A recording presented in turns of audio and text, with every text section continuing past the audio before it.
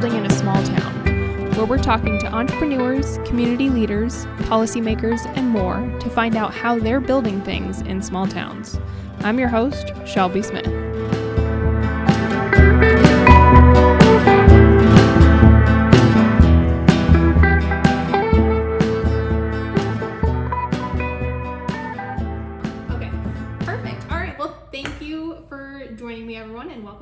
To the Building in a Small Town podcast. Today I am super excited. You were on my bucket list of guests, whether you know it or not.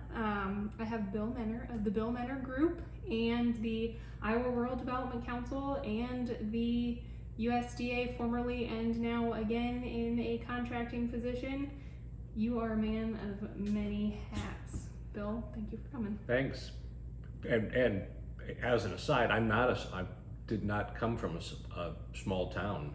So this whole rural persona is only about 30 years old.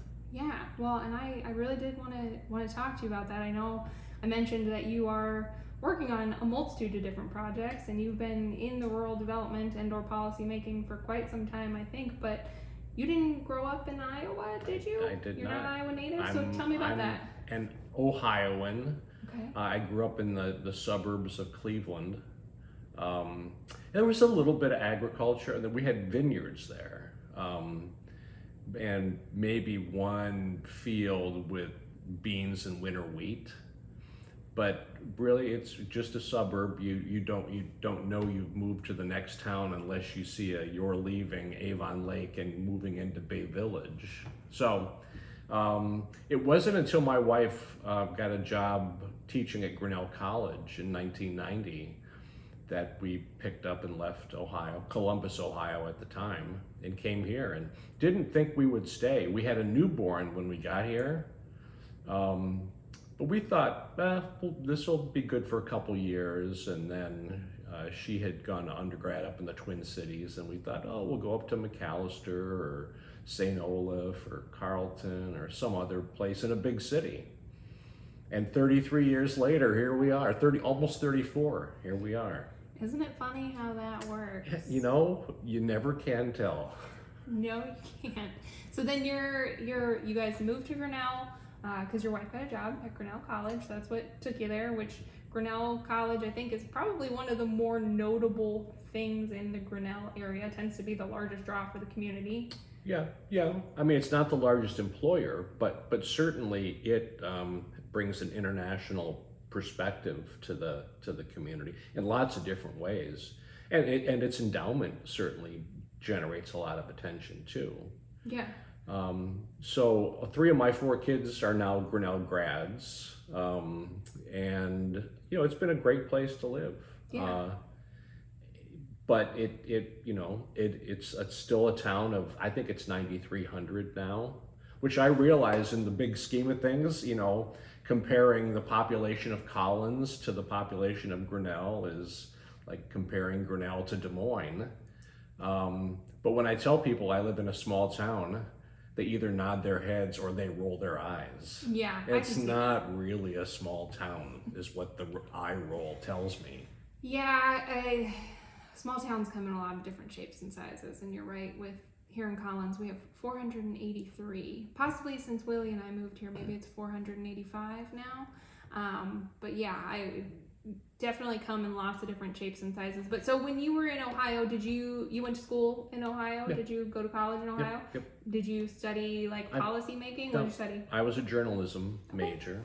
I broadcast journalism. I got a job as a senior at Ohio State at the public radio station as a weekend reporter.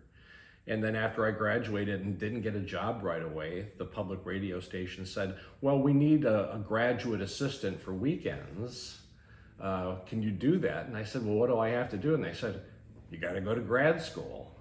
And the only program that would take me without having taken the GRE, the graduate exam, was political science. And I already knew some people in the political science department because I'd taken some classes. And so I wound up a poli-sci major, and in my first class wound up sitting next to the woman who would later become my wife. And then after I got my master's in political science, the public radio station hired me to cover first the county courthouse, then county government, and then I covered Columbus City Hall for a few years. And then they handed me an evening, 5-night-a-week, 90-minute sports talk show. So I talked about Ohio State and Cleveland and Cincinnati. And so it was I was a minor celebrity in Columbus, Ohio. I was on the front cover of the Columbus Monthly magazine one month. And then we came to Iowa. Yeah, and then you had to start all over again. Start all over. So then when you got to Iowa, your wife has this new position at Grinnell College. What did you do when you first got here? I thought I would be Mr. Mom for a while. We had an 8-day-old, and I thought I'll just hang out here. Now, a few radio stations knew that I was in town or in the state. I actually did a couple of high school playoff games for a Marshalltown radio station in that fall of 1990. And the public station in Cedar Falls knew I was here. And then they wound up reaching out to me and said, hey, we've had some departures from our news department. Would you like to come, help us out for a while? And I did, and it turned out we liked each other. And I began 3 years of commuting, 67 miles each way from Grinnell to Cedar Falls and back. I bet you ran into some snowstorms. Snow, and that was also about the time of the floods of '93. Right. So, there was an entire summer where I was taking very circuitous routes to get there. Right, because at that point, especially, all of Iowa, but eastern Iowa for sure was ravaged. I do got to imagine there were some major road arteries and things that you would have. Highway 30 was blocked. 63 was blocked. I had to go all the way over to Highway 21 to get north. It was bizarre, but it was also a long commute. And at some point, the news director said, why don't you start driving to Des Moines every day? Why don't you create a State House bureau for us? So I did. Awesome. And I worked out of the basement of the state capitol in the press room and covered the legislature and the governor and caucus politics from 93 to 98, and did that for 5 years and made lots of great friends and contacts, and it was a fun, again, minor celebrity kind of experience. Okay, so that is, would that be kind of what you think catapulted you into more of a political role, more of a government sort of focused role? Was that what set you down that path? Well, I had been covering City Hall in Columbus, which was just on the road to becoming the biggest city in Ohio. So that was a little bit there from a public policy standpoint. Reporters always think they know more than the people they're covering too. So I had a certain, reporter's confidence that I understood things better than the people who were doing the policy making themselves. And then I was approached by a public policy consulting firm in Des Moines and said, we know you like what you're doing. We also know what wages are for public radio reporters. Why don't you come work for us? And they did and still do really good stuff and have an impact on the lives of folks. The founder referred to it as a benevolent for-profit. So he always took on lots of clients pro bono because they were folks who needed the help. Right. So that began a long journey from being a working reporter to delving more deeply into public policy issues and advocacy and community development to an extent. Yeah, so tell me a little bit more about the public policy consulting role. Like, I think most people, when they hear that, they either cringe or they go, I have no idea, that just words to me. What do you do in that kind of a role? What do public policy consulting groups, are they working with politicians? Are they working with communities, like you said? Who are they working with? What did your role look like? All of the above. Not so much politicians, but certainly interest groups, we had a client that was the National Environmental Trust, which was a DC-based firm that was trying to elevate the impacts of global warming. No one refers to that anymore, it's climate change, but back then it was global warming. And we put together a network of folks in Iowa who were expressing similar concerns. And then we started sharing information with them. They started reaching out to legislators, trying to get legislators to develop, policies that might address global warming / climate change. In the 2000 caucuses, this network of folks were all over the state. Every time a candidate had an event, Republican or Democratic, they were wearing buttons that said, "What's your plan?" And they would always raise their hand during Q&As and say, "What's your plan to address global warming?" Mm-hmm. So that's just one example of an advocacy group elevating an issue using a public policy consulting firm. Sometimes it's as simple as, we have things we want to accomplish. We don't know anybody. Can you connect the dots? Sometimes it's a business, and they're saying, "Hey, we think renewable energy is the future. Can you introduce us, let's say a solar or a wind firm or a company that builds turbines," for example, says, we want to help generate more renewable energy. Connect us, introduce us, share our information with your network, sort of things. I mean, it's as wide as you want it to be. Sure. And my kids would always ask me, "What exactly do you do?" Or their friends would ask them, "What does your dad do?" And they'd say, "He talks a lot." Yeah, to a lot of different people, it sounds like. But he talks. Yeah. And I think at the end of the day, my consulting business that says advocacy, partnerships, connections, or something like that. I'm a dot connector. Right. And I think a lot of firms are the same thing. I have no specific knowledge of how to do things, but I know people who do. And if you want to in your business take a step in a new direction, I can help you get there, because I don't know the intricacies of that journey, but I know the people at the other end of the journey who are going to help pull us together to where you want to get. Yeah, that makes total sense. Okay, so then during that stint with that particular group, did you have a favorite project that you worked on? Is there one that really sticks out in your mind?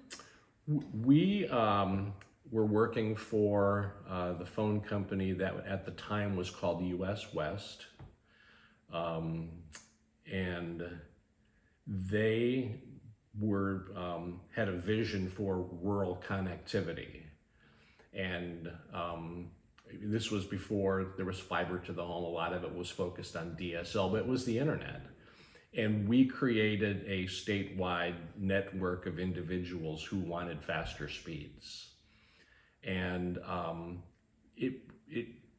I'm still shocked at what we were talking about then and what we're talking about now when we think about broadband connectivity and the barriers that exist in a lot of rural communities still. Yeah. And how even back then, I had no idea how important, high speed, and high speed then was nothing compared to what it is now. But we started raising that flag and talking with people about why it's important to have 14.4 speeds and what that would mean for your community, for your business, for your hospital, for your school. Right. It was early in the ICN days, and everyone wanted broader access to the Iowa Communications Network, which was this amazing network of fiber. And now, communities, that are fortunate have fiber to the home. Right. And communities that don't have fiber to the home wish they did. Yeah, of course. So was that your first sort of delve into rural? I know we already talked about Grinnell being, a small town, but not. But so was that your first delve into rural policy? Obviously, you probably ran into that often, running the press box or being part of the press box at the Iowa legislature. But was that your first big project exposure? I would say yeah. Okay. I haven't really thought about that, but probably is. I mean, I got pulled into stuff, but it wasn't rural specific. It wasn't until I then moved to the Grinnell economic development role that I played both in downtown development and then countywide, and then got pulled into some statewide projects that it became much more rural specific. Okay. But that was sort of, yeah, that US West project probably was. The first real exposure to rural. Okay, so then after that policy group, then what? I worked for the city of Grinnell. Okay. I ran a downtown development organization called Grinnell Renaissance, which was focused on about a 4-block radius of downtown Grinnell, and it was a partnership of the city and the college, focused on, the central business district. The chamber had a bigger footprint, but the city and the college thought there was value in downtown and addressing downtown needs. And so they hired me, having never done community development or economic development. But they said, well, we think you can communicate what we want to do and make stuff happen. And the first thing they told me is, we want you to get rid of the one-way streets downtown. The city had this strange little one, square, 4th Avenue, Main Street, 5th Avenue, or 6th, 5th, anyway. There was just this strange loop, and people from out of town would come into Grinnell, take the wrong turn, and be going wrong way down a one-way street, and everyone would be shaking their fists at them or honking their horns. And of course, those folks would get back on the highway and head out of town. Right, rather than stop at those horribly businesses. Dysfunctional, but everybody was liking it. And so I had to develop a framework for changing the minds of the city council and the downtown business owners and why this would be a good thing. And now it's just second nature to everybody. Of course it's two ways. Why would anyone have it? The other interesting thing was, if you were coming from campus downtown and coming down Broad Street by the post office, the first thing you would see is a big red sign that said, "Do not enter." And that was the message that was being sent to all those students at the college, was don't come into our downtown. Yes. Now the college is building a dorm on the outskirts of downtown so that students can live downtown and still walk across the street to campus. That's awesome. Yeah, especially because Grinnell, like you said, does pull internationally.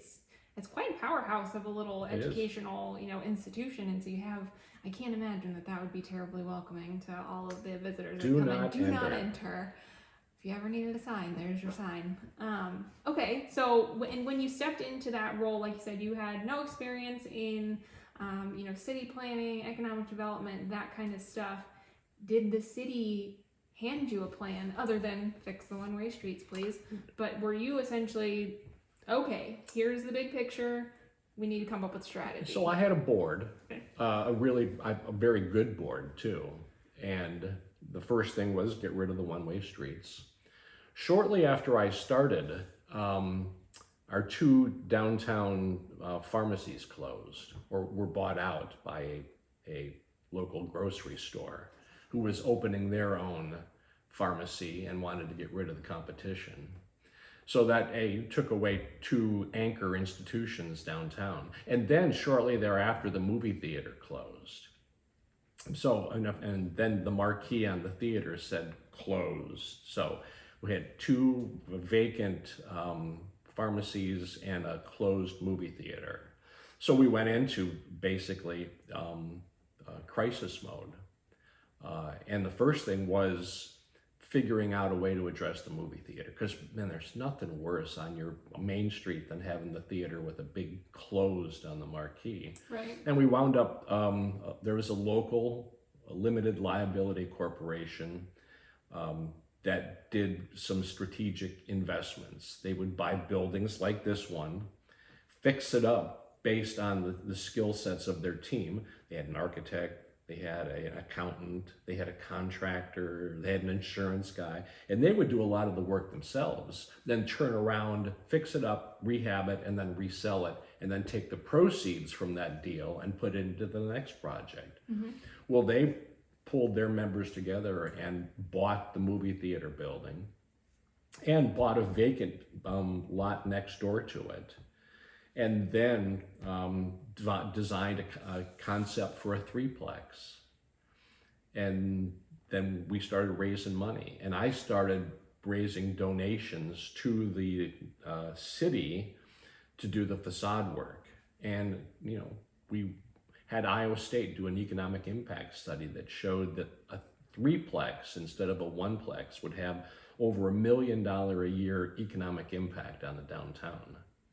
So that was, and still is today, 20 years later, a big stinking deal. Yeah.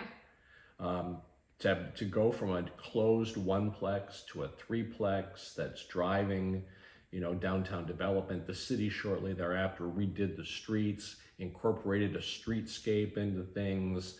We had a facade grant program. So many good things have happened. And I'll trace it all back to that decision by that LLC of folks who said, yeah, we can make this happen. We'll buy the building and then the lot next door. And then suddenly things start to happen. Yeah, the momentum, the ball starts to roll. Mm-hmm.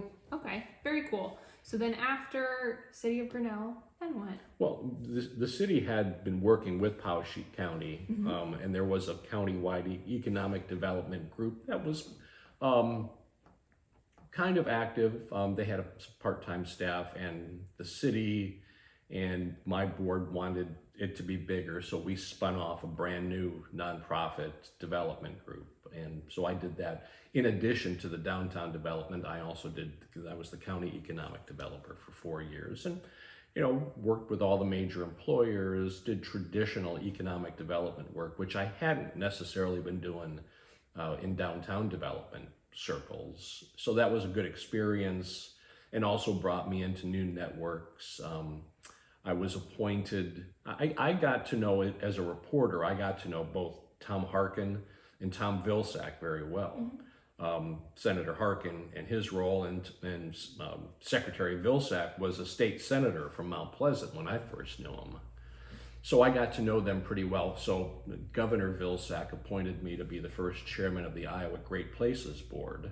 So I got to go around the state with that board, naming great places, but also seeing really cool projects and visions that communities had, both rural and urban. And meanwhile, I wound up getting pulled onto a board that Iowa State called the Community Vitality Center, which Senator Harkin funded with an earmark to do rural philanthropy and rural entrepreneurship, all sort of coming out of ISU Extension. So I was on their board for a while, and again, talking about rural philanthropy, or in some cases, the transfer of wealth that happens as older rural Iowans pass away and all of their assets go to the heirs who have moved to Chicago or Minneapolis. That loss of wealth in rural communities when estates change hands was something we were talking about. And we were also talking, how do we get small businesses, how do we get people who are entrepreneurially minded to think strategically about, locating in a small town. We know that a small business that comes out of a rural resident in that community is embedded in that place, as opposed to an economic developer who tries to recruit businesses from other places to move from Collins to Maxwell, or to have Baxter trying to poach folks from Colfax, or it's better to grow them yourself, because they're less likely to depart for greener pastures when someone offers them an incentive or a free building. Sure, yeah. So those were interesting sidebar opportunities that I had, in addition to being the county economic developer and the city of Grinnell's downtown developer. Right, so and then that's again getting you more into the like you said, the great places. Those would be some urban areas, some smaller towns, and be all over. So it kind of gave you a better backdrop, shall we say, of the variety of different communities and the innovation that was going on, ideas that, wow, and if you're focused on your job in your town and you're not having the opportunity to network or listen to what other folks are doing, or see firsthand how those projects came about, not that you're missing out, but you kind of are. Yeah. Oh, for sure. Without a doubt, that would actually be a really cool position. I'm a little jealous. It sounds like fun to be able to get to go around and see all those things. And yeah, I'm jealous. Anyways, so then after the county economic development, then what was the next step after that? Well, so through my friends on the Community Vitality Center board, one of whom was a staff person for Senator Harkin, after the 2008 election, she called me and she said, there's a position you'd be really good for. It's the state director of USDA Rural Development. And I said, I don't really know much about it. She said, I do, because I used to have the job in the Clinton years. And she said, and you'd be great. And I said, well, what do you have to do? And she said, you just go around to small towns and give out big checks and kiss babies. There you go. And so And I said, that sounds great. What do I have to do? And she goes, well, just go to this website, transition.gov, and fill it out. And when it says, what position do you want, say USDA Rural Development, Iowa State Director. And so I did. That was the first step. And several months later, I bumped into a Harkin staffer, a different Harkin staffer, and I said, hey, I put my name into some website. What's going to happen? And the response was, we have bigger fish to fry right now, filling thousands of positions in the new administration. Yeah. We'll get to that eventually.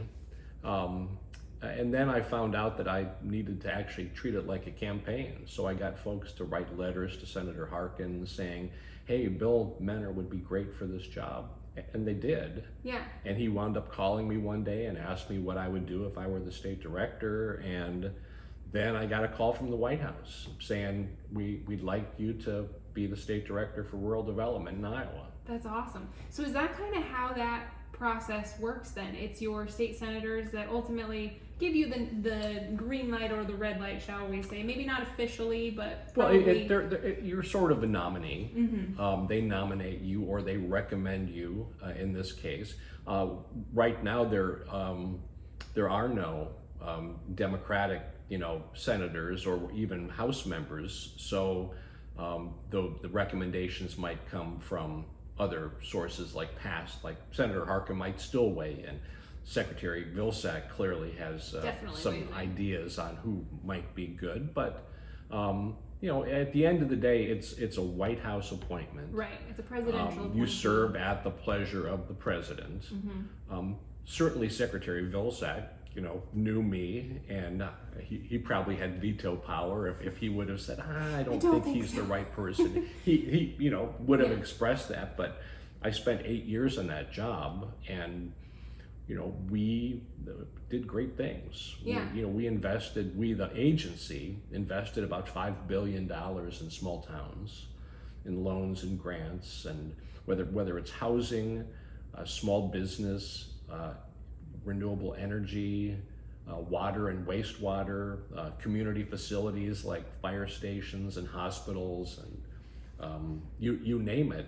Every element of life in a small town, USDA Rural Development touches in one way or another, or can touch if someone chooses to use the resources. Right, and so I want to dive into that a little bit more, because I think that in Iowa, USDA, depending on where you are, what you're involved in, a lot of the farmers will deal with USDA FSA. Correct.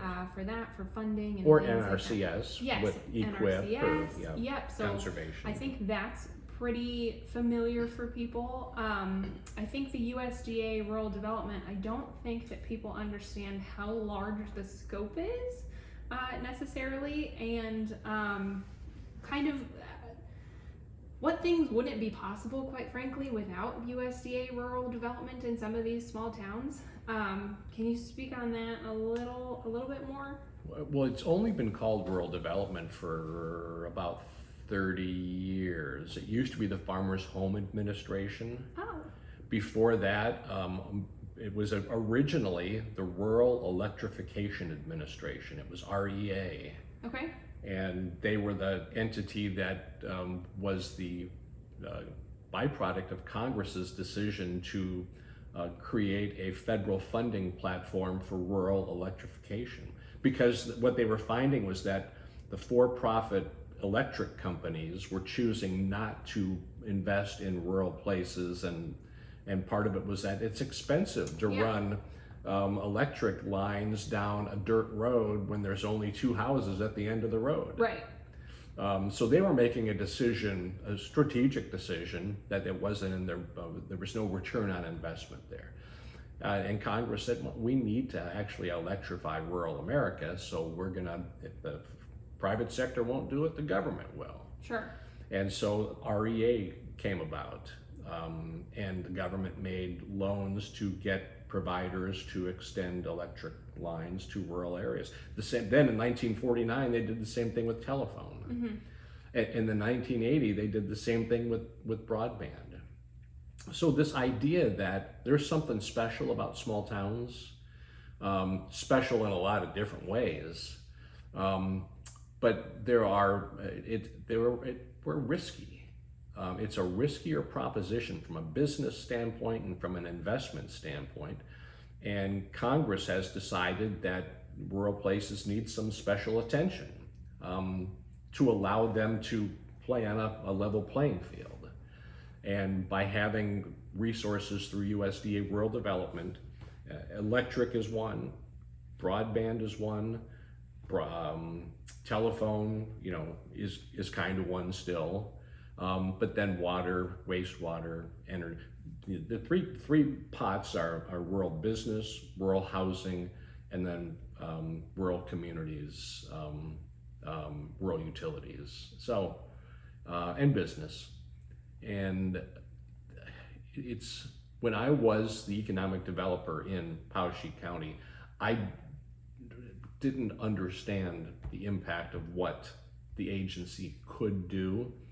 I remember Tom Vilsack telling me the same thing when he was governor. He said, I wish I had known when I was governor what I know now as the Secretary of Agriculture about the impact of rural development on small towns. The challenge is, A, you have to know about it. You have to apply to get the funds. B, it's not always easy. If you're the city clerk in a town of 568 and I tell you you're eligible for grants and loans, and you can get free money to do a new fire station or emergency equipment or housing for upper stories. You might think that sounds great, but I've got to do the work, I've got to do the reporting after the fact. It's a heavy lift, and it is.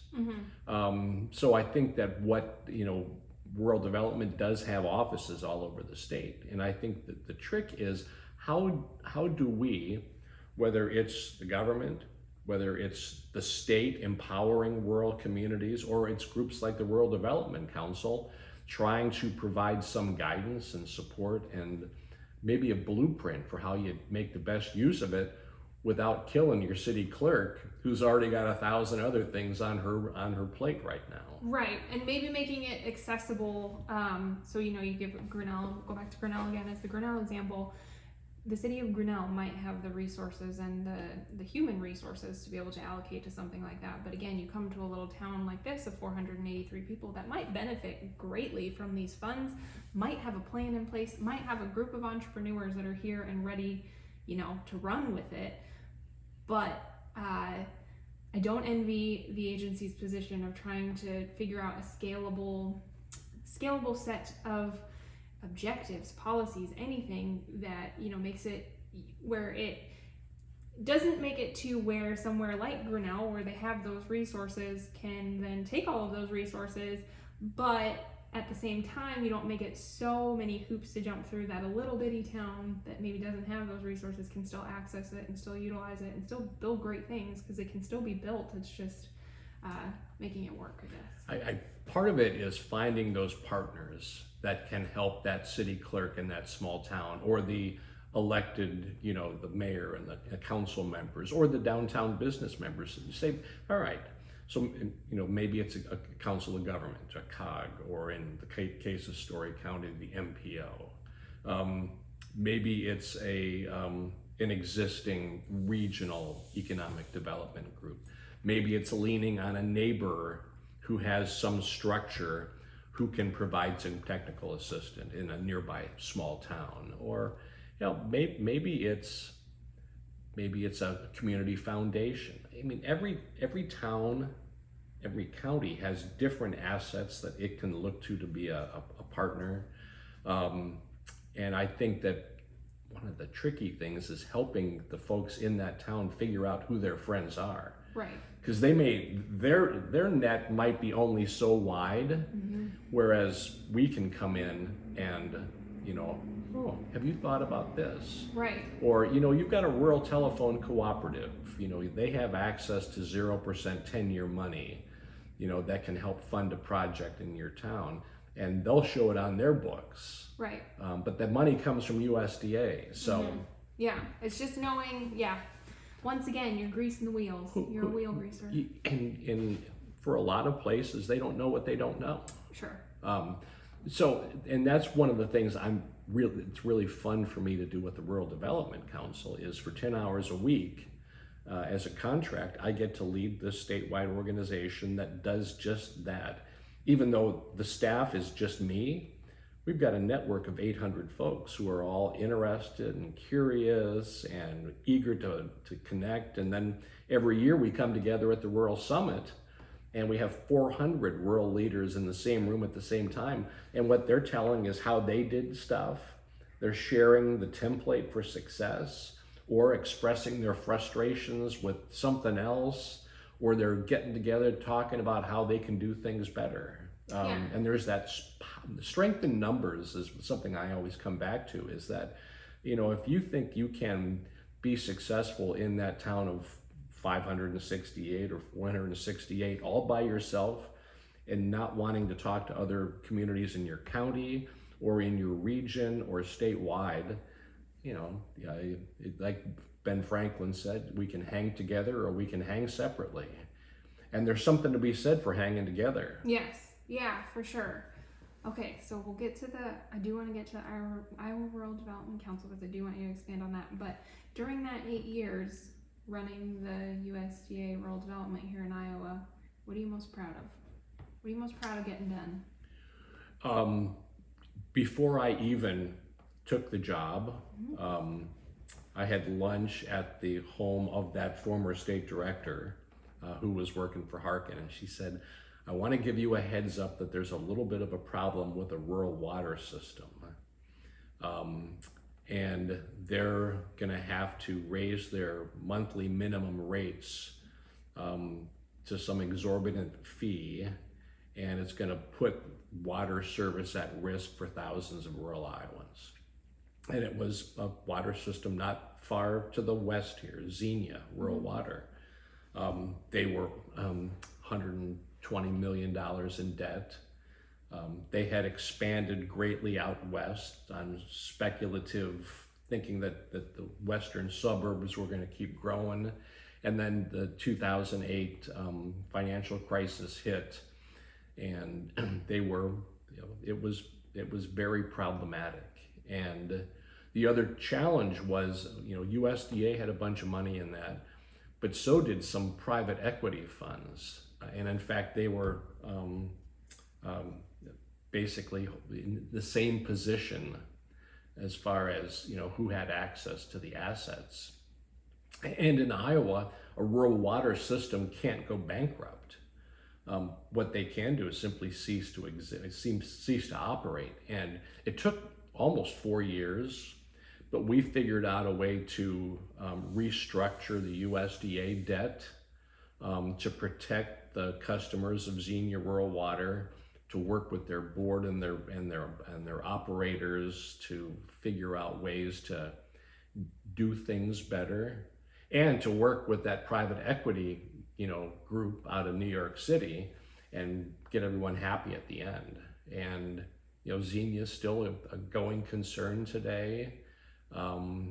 They have survived. They continue to provide water to 13,000 rural Iowans, and saving them it wasn't just me. I mean, I had a great team that worked with me, but collectively, we kept the water on. That's so awesome. that was a big one. Yeah, that's awesome. I mean, I didn't even think about that, but yeah, you came in during '08 when you had the financial crisis. You know, man, I bet that made for some interesting first days and some interesting, you know, kind of set you up, like you said, with some projects that maybe you didn't think were.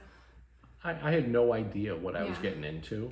Probably better. I also didn't know that I was going to be, you know, basically the CEO of a state with 120 employees, and that I would spend as much time as I did doing HR issues. But at the same time, I mean, what is great about USDA Rural Development is the fact that there's this network of field offices with people serving these rural places, and they're the actual boots on the ground. Yeah. Unlike other federal agencies which might not have a local presence, right. USDA does. Is unique in that respect. But both from FSA has that, NRCS has that, and Rural Development has that too. Right, and all separate silos, if you will, having their own directives. Interesting. Okay, so then that takes you up to 2016. Then what was the next step after USDA? Well, after the election, when I wasn't going to be staying, I liked what I was doing. And if you think strategically about career moves, you want to make a parallel move at the least. And the only sort of parallel move that would have existed for me was to run a statewide organization or be a CEO. And I didn't see any opportunities like that, but I liked what I was doing. So I just decided to create a consultancy that focused on those sorts of things, connecting dots. I had some early clients that had me working with them on doing housing in small towns, and the Rural Development Council, which I had, they've existed since the early 90s. But when I came in 2009, they hadn't met in a few years. And so I reconvened the Rural Development Council, and we started holding quarterly meetings. And it was a chance for the various partners, federal agencies, state agencies, utility partners, educational entities, the regions, others, just to get together and talk about what they were each doing in these rural spaces, which was why the councils were founded in the first place, was to help prevent duplication and help ensure cooperation. Right. And so we started meeting in 2009, and in 2017 they said, well, why don't you just keep kind of running us, and we'll pay you, you know, X amount per month to be our contract executive director for 10 hours a week. So 7 years later, I'm still doing that. Yeah. Okay. So then tell me a little bit more about the Iowa Rural Development Council. You know, you said it's made up of all these different shareholders from a variety of different organizations. It sounds like has gone through histories of active and not active. Would you say that this is probably the strongest that it's been in a while, or? Well, I would say yes. Why do you think that is? Well, once upon a time, it got money. All of the state rural development councils got USDA funding, which helped to bring on full-time staff. And then that money went away in the early 2000s, and a number of the state rural councils sort of went away because they didn't have the funds and the capacity to survive on their own. Iowa's did, but at some point, a part-time executive director took a different job. The board still was there. There was still money in the bank. The 501c3 status was still valid. They just hadn't gotten together. So I think that where we are today, if you think about that, 2009, it had been dormant. 2016, we had the first Rural Summit, which was in Jefferson, which was sort of just the board said, let's have an event. You know, we're spinning our wheels by just meeting on a quarterly basis and not taking advantage of the powerhouses that are in that room, from the Iowa Farm Bureau to Iowa State, Iowa and UNI, to the state of Iowa, and at the time IDED, and DMAC was at the table, and the major utility players were at the table. And it was like, well, yeah, we do have some heavy hitters here. Why don't we do more? And since 2016, I think we have seen the council on the backs of its members and the board really elevate and do some important stuff. We provide grants for soft costs for rural projects. We're partnering on a concept right now that talks about what are known as the social determinants of health. So things like what are the things in your town that make people healthy? Well, it's probably access. In addition to access to healthcare, it's housing, it's water, it's the environment, it's a livable wage, social determinants of health. And we're also looking at how communities define wealth, what are called the wealth capitals. So there's clearly financial wealth, but there's also structural wealth, there's environmental wealth. And so we're talking about how the social determinants of health and those wealth capitals can be sort of merged into a strategic plan for how a community addresses those assets or looks to capitalize on those. Right. Interesting. So that first 2016 event, how many attendees? 300. 300. For a one-day event in the snow, a week and a half after the election in Jefferson. Wow. And what did you have panels? Like what We did. What did the event look like? We had keynote speaker at the beginning. We broke into small. It was one big room, so we couldn't have breakout sessions. Sure. But we did have panels after that. We had a lunch speaker. It was really, more than anything, it was everybody getting together in the same room at the same time and talking about what they were doing in their rural place. That's awesome. And people, at the next Rural Summit in 2024, we'll ask folks, who was here back in 2016? I bet you we'll have at least 50 people raise their hands. Yeah. I mean, they're the frequent flyers. Right. And so the goal with the event, I got to imagine, is to, like you said, get everybody in the same room because, that's where ideas can get exchanged and all of that. But overall, do you put it together as like, here's a blueprint? Do you put it together of like celebration of look what we've done in the last 12 months? Is it a mix of everything? Like, what's the goal with the event? I think it's to elevate issues and opportunities and strategies. For example, I got a note from an engineering firm that said, hey, we'd like to present at the Rural Summit about some technology we're using. And I said, yeah, that's not how we do things. Now, if you have 3 communities that are using this technology and want to tell their story, that'd be fine. We want these breakout sessions and these best practices or case studies to come from the rural folks themselves, because it's different when somebody from a small town hears another small town tell their story. Right. The first thing they think is, we can do that. And then the next thing they think is, well, wait a second.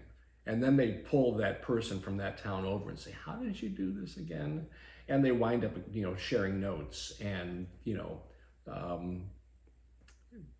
creating these replicable, frameworks for success, these blueprints. And I think the challenge every summit is to find new topics. Like, for example, one of the things we're going to have a session about rural pharmacies and how some small towns have basically, done it themselves. They found an operator or found a telepharmacy network that's willing to invest on-site, technician and keep open a pharmacy. And how important is it to have pharmacies, and how are these towns doing it? State Center comes to mind. They've had one. Brooklyn has done that as well. So we'll have a session like that. We'll have a session on, innovative ag technologies. There's a company up in Nora Springs, way up by the Minnesota border, that just won a $100,000 innovation grant to expand. And I think they have a planting system or a new planter technology that they've developed.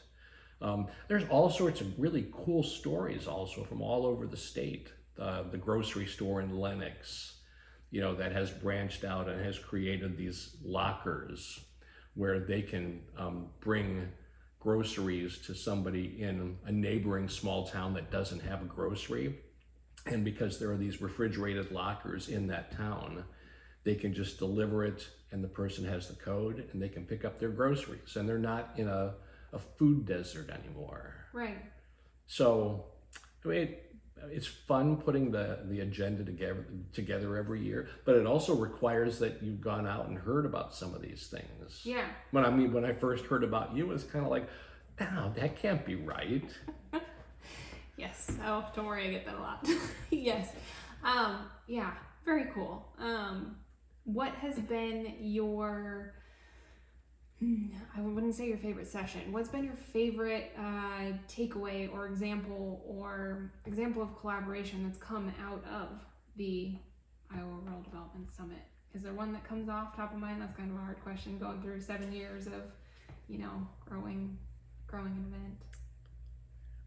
I think there's a cohort of young women who have emerged as champions for the summit, and each of them is in a different rural place, but they each have visions for how they think the summit can continue and how it can do even better. And so they actually meet as a little group amongst themselves or talk with me about ideas that they have for the summit.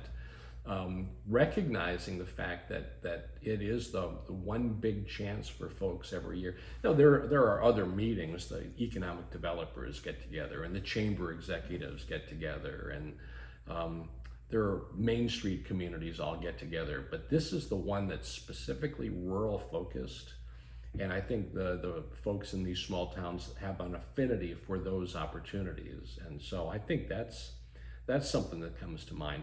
And then I'm always hearing about someone who heard about a project in another town, went home, and we asked communities to come in teams of 3 because we often have 3 breakout sessions going concurrently so they can divide and conquer. Sure.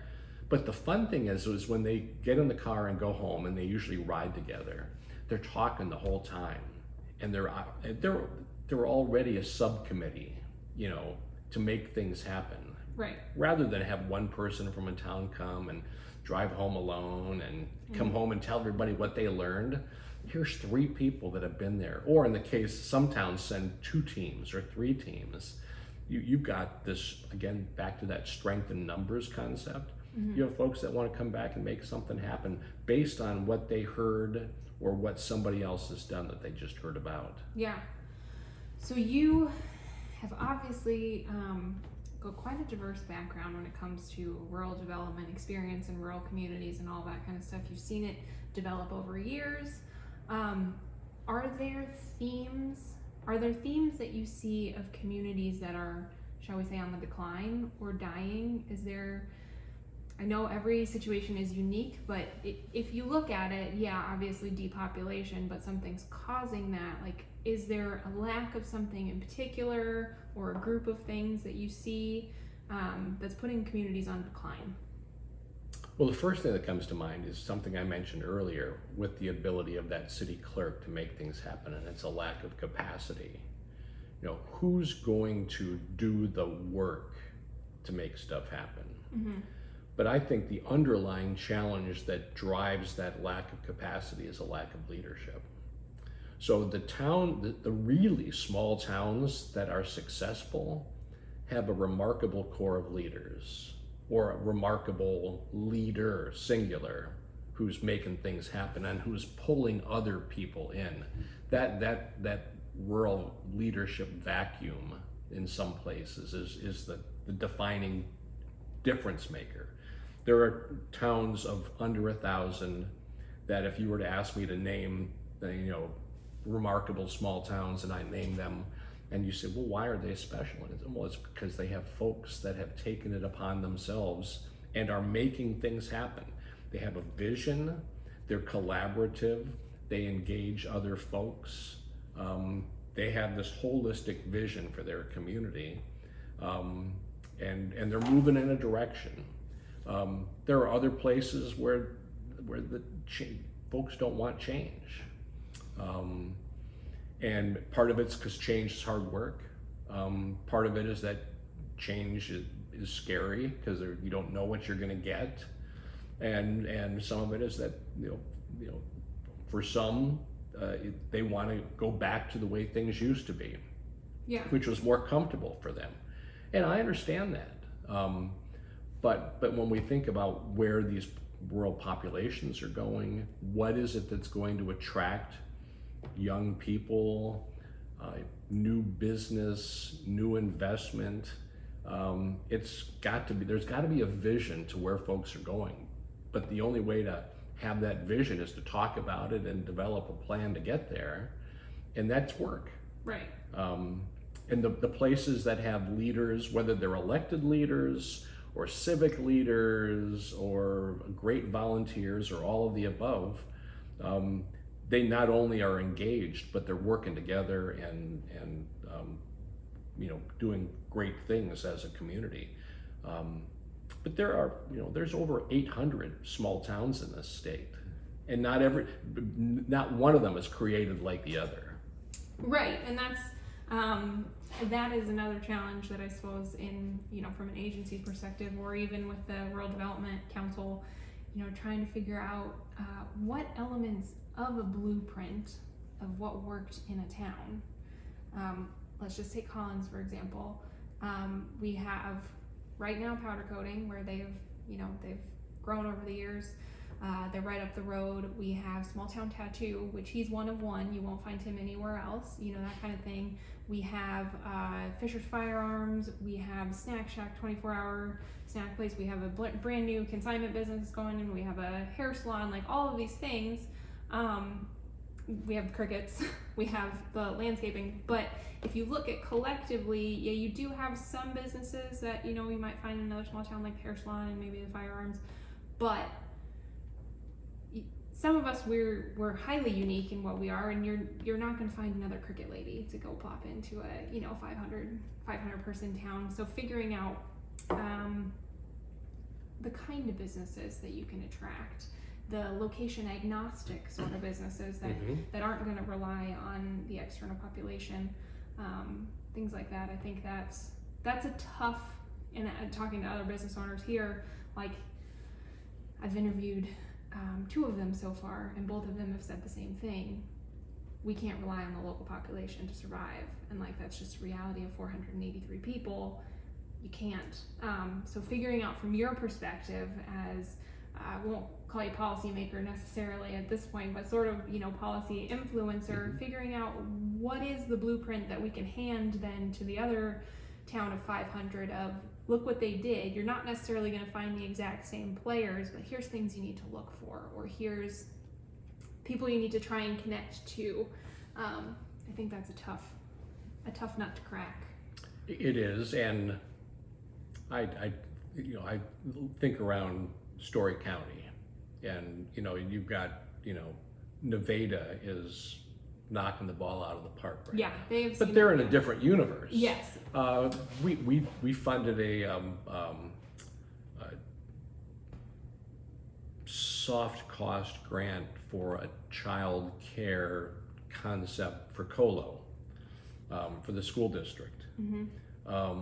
And it looked like there was lots of stuff going on there. I mentioned to you off the air that I've been in Baxter recently, and even though that's Jasper County, there's an I think that there are these pockets of innovation and pockets of energy that sometimes it's more a matter of who's driving those little things. If you draw a 20-mile radius around your community, whether it's Collins or whatever, but then start to think, all right, where are their affinities?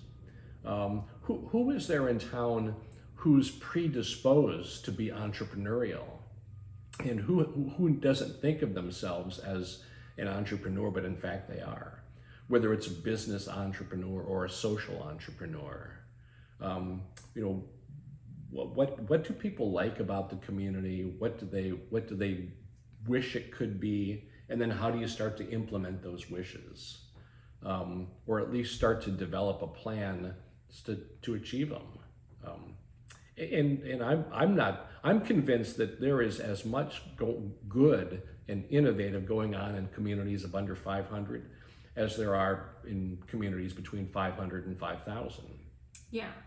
It's just a matter of, you know, if you've seen one small town, you've seen one small town. Yeah, all of them are so different, and yeah, interesting. Not many towns have a facility like this. I mean, there are a number of Catalyst projects, and that's the state program that provides $100,000 to fix up dilapidated buildings.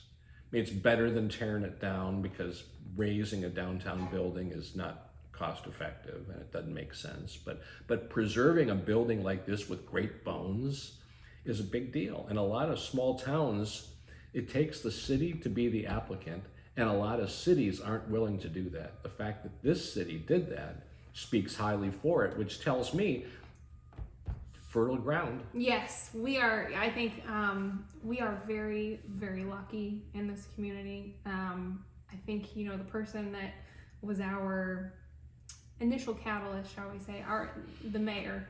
The mayor gets a lot of shtick from people within the town of some things that he does and all that kind of stuff, but he really, especially back before we got here, was driving the bus of getting people here and making an effort to get people here. I told the story on my episode, like telling my story, but the reason I'm in Collins is I was looking for a building to put in a processing plant. I went and looked at this building that was for sale just 50 feet away from us. Because I wanted to buy something, because drying crickets is a long process. I can't really rent it. I was location agnostic, didn't matter. It was going to be a food processing plant. Most of my stuff is online and in wholesale anyways. And so I was one of the organizing members of 1 Million Cups Ames, and so the Ames Chamber was involved, and one of their employees does all the outreach for the Story County community. Right now it's Greg Picklap is the one who is in that position, but at the time it was a different guy, and he had said, you know, there's this space in Collins that you want to go look at it. And so I did. I came and looked at it, and I came and looked at it with my dad, and I said, you know, it's a little far away, like, I don't know, we'll see. Later that week, I was at the Ames Farmers Market. Mayor of Collins stops at my booth. I'd never met him before, but he stops at my booth, hands me a piece of paper with his phone number on it, and says, we want you in Collins. So like, whatever we need to do to get you here, like, we want you in Collins. And so I was like, well, I'll go take another look. And you know, the next month I did end up closing on the building, and then we've kind of been off and running since then. And you know, he's been a great advocate for the community of getting things done. If you want to come in here and build something, you know, I think Collins is unique in that way of, they might, you know, make you jump through some hoops. They might give you a little pushback initially, but I think there is a core group here that does want to grow and wants to see the community overall elevated. And so then I think we just have gotten a really unique group of entrepreneurs here too that have ended up pushing it forward. We'll see how that continues. We're kind of constrained on commercial space now, so figuring out a plan, you know, for expansion past that, we might have to be calling the Bill Menor Group to come advise us on how we should move forward. But yeah, it's exciting for us, I think. Having Ames Economic Development, though, as a partner is a big deal. And the fact that they do all of Story County and now into Boone County as well. Yeah. I mean, their footprint is big, and they bring capacity. Yes. And play a role, since you don't have a cog necessarily, right? Where they can be that subject matter expert or the connecting dot. Yes. Greg's networks are vast. Dan's networks are vast. Brenda, they all know each folks, so yes. You can lean on them, and it's great to have them as an asset. A lot of small towns and a lot of counties don't have access to somebody like that. Right. Yeah. No. Like I said, we are particularly lucky with the group that we have access to and are surrounded by and everything, and so I don't know.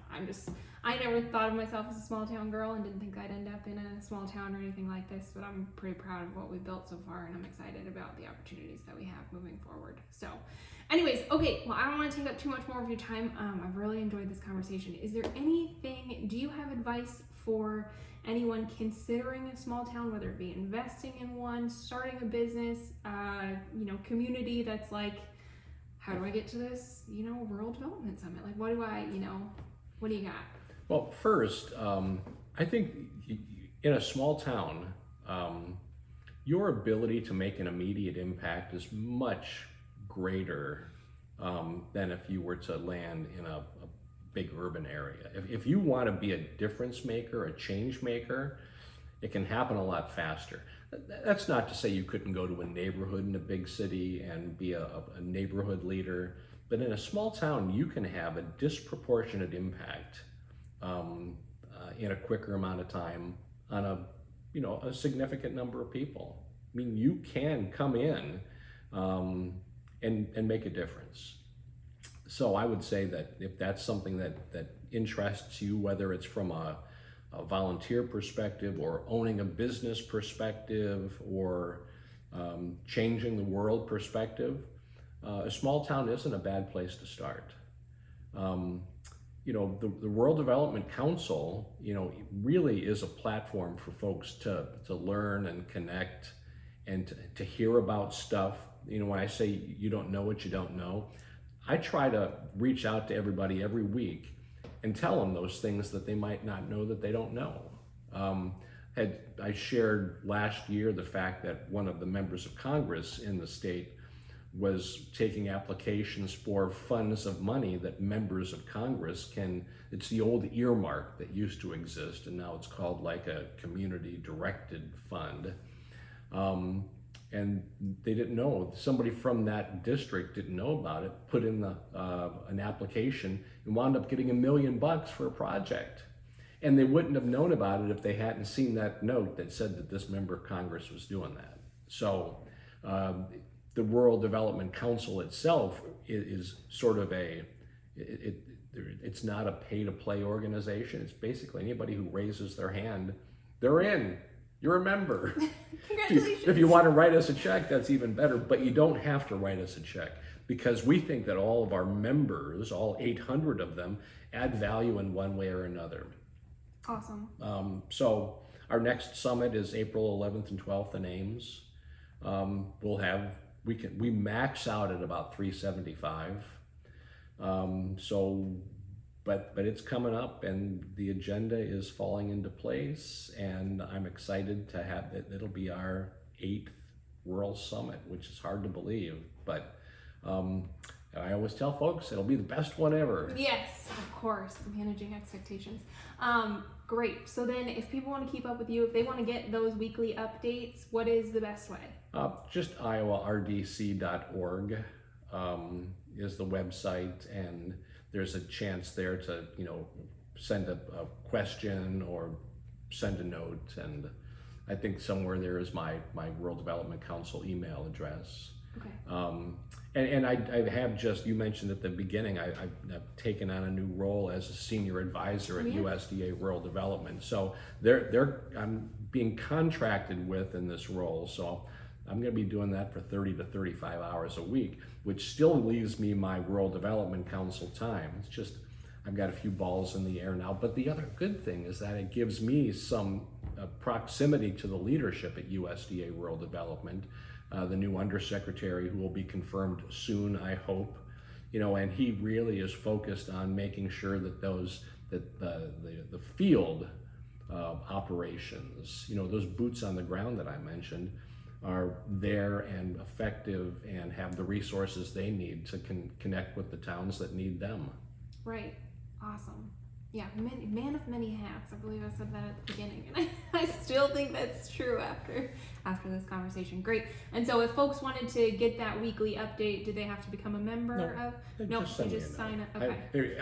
Anyone who sends me a note, I deem them members. Awesome. And Perfect. they go on the list. Member by proxy. Yes. I like it. Very good. Okay. Is there anything else that you want No, people thanks to for know? this time. Yeah. Thank you so much for coming on. I really did enjoy this conversation, and I think it'll be one of many. So. I hope so. Yeah. Thanks for talking. You bet.